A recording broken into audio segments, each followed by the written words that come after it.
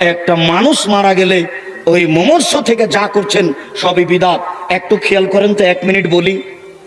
লোকটা মরে মরে জান যায় যায়, লোকটা মরে মরে জান যায় যায়, কি করতে হবে বলেন তো? লাক্কিনু মাউতাকুম লা ইলাহা ইল্লাল্লাহ। ওর পাশে সূরা ইয়াসিন পড়া বিদাত, কোরআন মাজিদ পড়া বিদাত।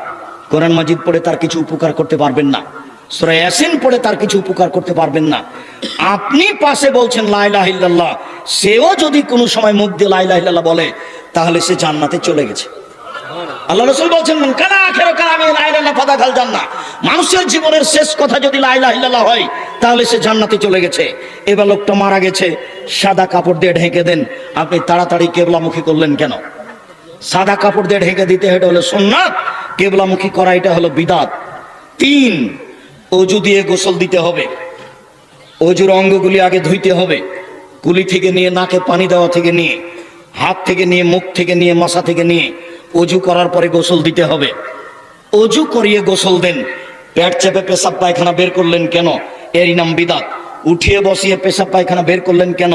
এরই নাম বিদাত। এখন নখ কাটলেন কেন? এরই নাম বিদাত।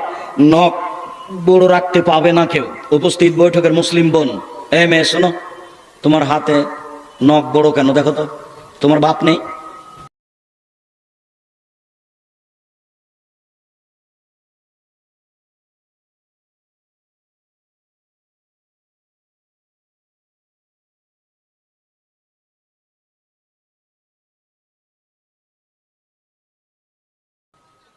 তোমার হাতে নখগুলো বড় বড় কেন?